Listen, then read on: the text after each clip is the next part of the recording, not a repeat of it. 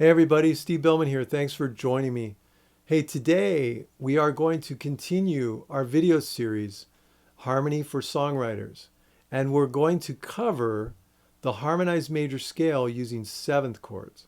So up to this point, we've been dealing in triads. Remember, triads equal three notes, the root, the third, and the fifth. And today we're going to discover the seventh chords, which are four-note chords, the root, the third, the fifth, and the seventh. Now we're going to come across four different chord qualities: a major seven chord, a minor seven chord, a dominant seven chord, and a minor seven flat five chord or a half diminished seventh chord. Okay, so as we harmonize the scale, these are the chord qualities we're going to come across. Now, the good news is that the chord families do not change. So the same chords are going to work in the same chord families as triads or seventh chords. It doesn't matter. The only thing that's going to change, obviously, are the chord symbols, and I'll get into that in a second. And the Roman numerals, you'll have to add to those as well. But basically, the same chords are going to fit in the same chord families. The other thing is the triads are still going to be good. They're just going to be transferred. Instead of triads, we're going to add another note to it, and it becomes a seventh chord. But the seventh chord is built on the foundation of those triads that we already studied. So if you haven't seen the previous videos, I'd really encourage you to go back and watch them, because the triad is the foundation of these seventh chords that we're building. Okay? All right. With that stated, let's get into it. So as always, we're going to deal with G major. Remember, G major has one sharp. And when we harmonized the chords, we harmonized from each scale step, we came up with a triad.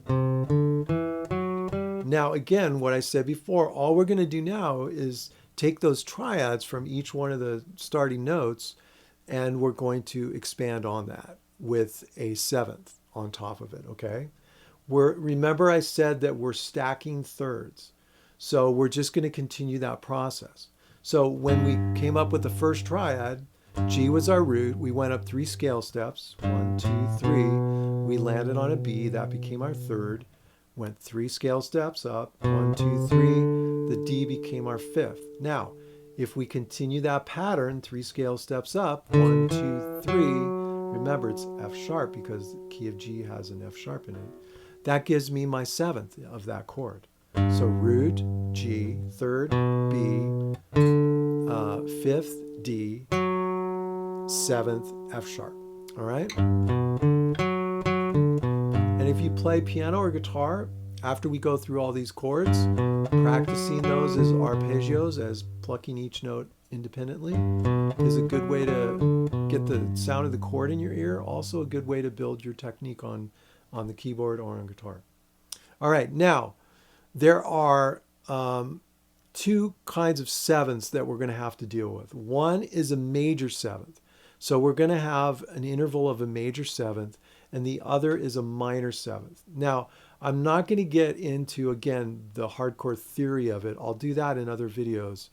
But what I will do is I will give you a way to identify whether it's a major or a minor interval, minor seventh right now. Okay, so again, it's either going to be a major seventh or a minor seventh, that fourth note. All right, so here's the rule. In this case, the seventh is an F sharp. So if the seventh of the chord is a half step away from the octave, then it's a major seventh. If it's a whole step away from the octave, then it's a minor seventh. So remember, a half step on guitar is 1 fret. A whole step on guitar, 2 frets. Okay, so it's equivalent. So in this case, F sharp is the seventh of this particular G chord. So we have to figure out, is that F sharp a whole step away from the octave? Remember, the octave means this is the root. This is 1. That's the same note, but an octave higher, 8 notes higher. So is that F sharp a half step, 1 fret away from the G, or is it a whole step? Well, I can see F sharp, next fret is G, so it's a half step. So that chord then becomes a major 7th chord. And the way we identify it as far as the chord symbol, G, uppercase G, MA, 7. Okay? Whenever it's a major 7, you have to include the letter MA and 7. If you just write G7, it's going to be wrong, and I'll explain why, because that's a different chord. So you really have to make sure when you're writing your chords that you're very accurate so that the person playing them will be able to play the proper chord. Okay? So that first chord symbol, G, MA 7, G major 7. The Roman numerals don't change. The only thing you want to include is, in this case, uppercase Roman numeral 1, MA 7. That indicates that it's a major 7 chord. All right? And this is what it sounds like when you play it on guitar. So what you're going to find is that the function of these chords are the same, but when you add the 7th, there's a little bit more richness and a little bit more color to the chords. Okay? But you can use triads, you can use 7ths, doesn't matter, it's up to you. It's all about the creativity. You can mix and match them. You could play one as a triad, one as a major 7 chord, or whatever. It's up to you, okay? All right, so let's keep going. So G is our first chord, A is our second chord, and we know that it's a minor triad, A, C, and E. So if I go 3 steps up from the E, scale steps, I land on a G. So that becomes my 7th. So A, C, E, and G are my chord tones for this 7th chord, okay? Again, 7th chord is going to be 4-note chords. 1, 2, 3, 4. Now, if I look at the octave from A to A, there's my octave A. If I look at how far the distance is with the 7th, it's there. So if I look at it, that's a whole step, right? 2 frets. 2 frets make a whole step. So it's a whole step down. So if it's a whole step away from the octave, as I said before, then it's a minor 7th. So I have A, C, E, G, and that becomes a minor triad with a minor 7th becomes a minor 7th chord. Okay? A, uppercase letter A, MI 7. Roman numeral 2, lowercase MI 7. Now, I told you this before in a previous video. In classical music, the lowercase letter identifies it as a minor, a minor chord. So you could just put lowercase 2 and then 7 if you want. But again, that's a more traditional classical way of doing it. I'm more jazz trained. I like to put lowercase 2 MI 7. But either way, it will work. But on the chord symbol, you want to make sure to put A, MI 7. Don't just put A7. It's a different chord. Third chord, start on B. Remember we said it was a B minor triad. If I keep going up the scale, A would be my 7th. So I have a B, D, F sharp, A. If I look at the octave, B to B, is the A a whole step or half step below? That's right, it's a whole step. So it's a minor 7th. Minor 3rd, minor triad with a minor 7th makes a minor 7th chord. So B minor 7th. And here's the chord. So letter B, uppercase, MI 7. So here are the chords so far. G major 7, A minor 7, B minor 7.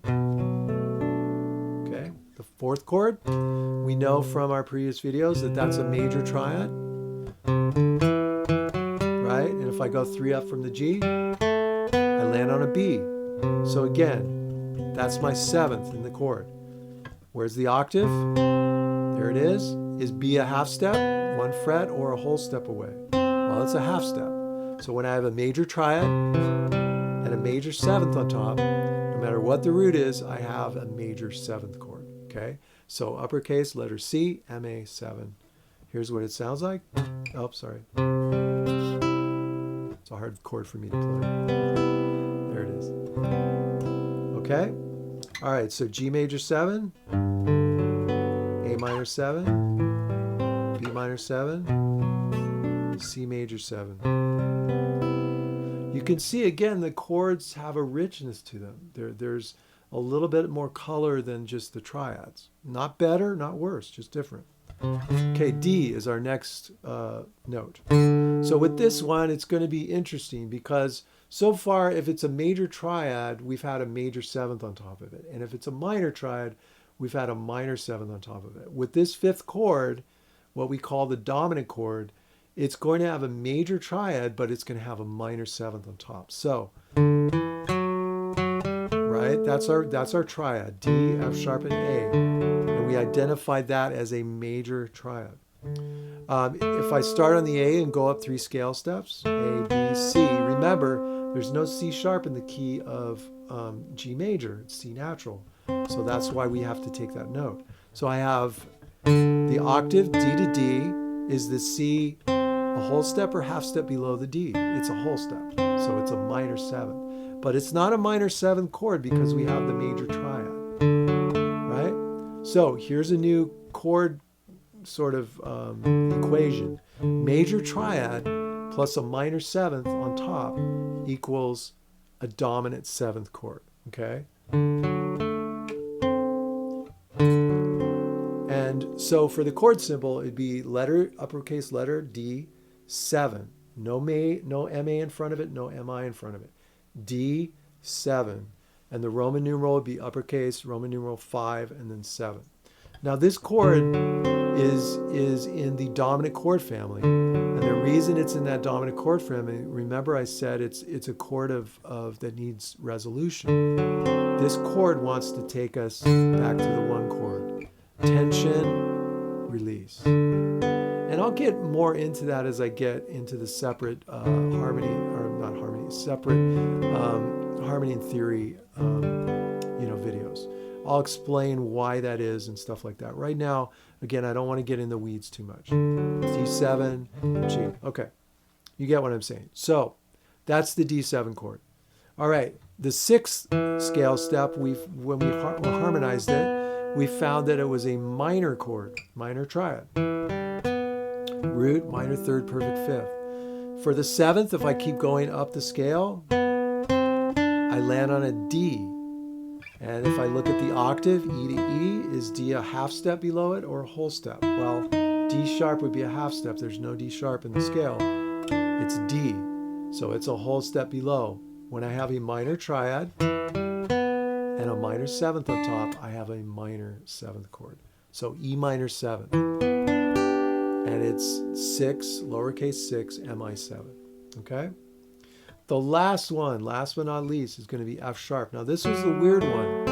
Remember we had that diminished chord, the root, minor third, diminished fifth. And that gave us a diminished triad, the little circle, F sharp circle. All right, so if I go up, F sharp, A, C, if I go up 3 steps above that, remember they have to be scale steps, C to D, D to E. E becomes my 7th, okay? Now, look at the F sharp to F sharp. E below that, is it a whole step or a half step? Is it 1 fret or 2 frets? It's 2 frets. So that is a minor 7th, but we can't call the chord minor 7th. Neither do we call it an F sharp diminished minor 7th. There's a specific chord symbol we need to use, and actually there's 2 of them that you can choose from. So it's a diminished triad, but it has a minor 7th. So here's what we call it. It's either called F sharp, then F sharp half diminished, or F sharp minor 7 flat 5. So for the F sharp half diminished, you'd put uppercase letter F and then sharp. You'd put the percentage sign like you did on the diminished chord, but then you put a line through it.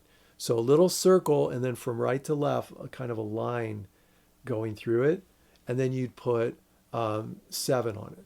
So F sharp, circle, line, and then 7. That would indicate it's a F sharp half diminished chord, okay? The one I prefer is this one. You would write it as F sharp, and then minor 7th, Mi7, and then parentheses, flat 5. And for the parentheses, you wouldn't write out the word flat. Flat meaning the accidental, so a little B. You'd put a little B next to the 5. So F sharp, minor 7, parentheses, little b5. And that indicates that, again, that it's a F sharp minor 7 flat 5 chord. Here's what it sounds like. It's actually a beautiful chord.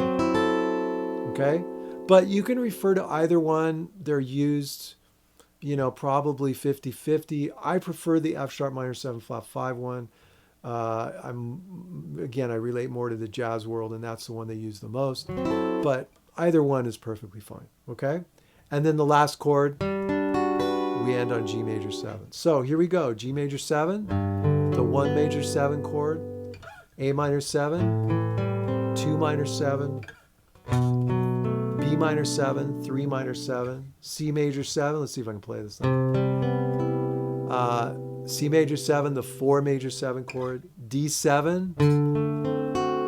It is the 5-7 chord. Remember, on the D7 chord, you don't put major 7 or minor 7. It's just D7, and it's 5-7 chord. E minor 7, and that's 6 minor 7 chord. And then F sharp, either half diminished 7th or F sharp minor 7 flat 5. And that's going to be lowercase 7. And with that, you either want to, if you're doing half diminished, you include the same symbol. So the circle, line through at 7. If it's F sharp minor 7 flat 5, F sharp mi 7, parentheses, lowercase b for the flat, and then 5. And then again, G major 7 for the last chord. Okay? All right. Now, as I stated before, these chords still go in the same chord families. So the 1 major 7, the 3 minor 7, and the 6 minor 7 still go in the tonic chord families. The 2 minor 7 and the 4 major 7 still go in the subdominant chord families. The 5-7 and the 7 minor 7 flat 5 chords still go in the dominant chord families. So it doesn't change which chords go in which box. It only changes the symbol. You're going to have to change the chord symbol as well as the Roman numeral symbol to make it into a 7th chord. Okay? So for your homework, you guys, figure out those 7th chords, memorize them as chord symbols, and then also as the Roman numerals. And then, if you can play them, that would be awesome as well. And then take those chords and put them into a new box of tonic chords, subdominant chords, and dominant chords. All right? In the next video, we're going to get into the minor chords, and we will build them as 7th chords as well. All right, you guys, I hope that helped, and I appreciate you guys watching. I'll see you guys on the next video. Thanks a lot.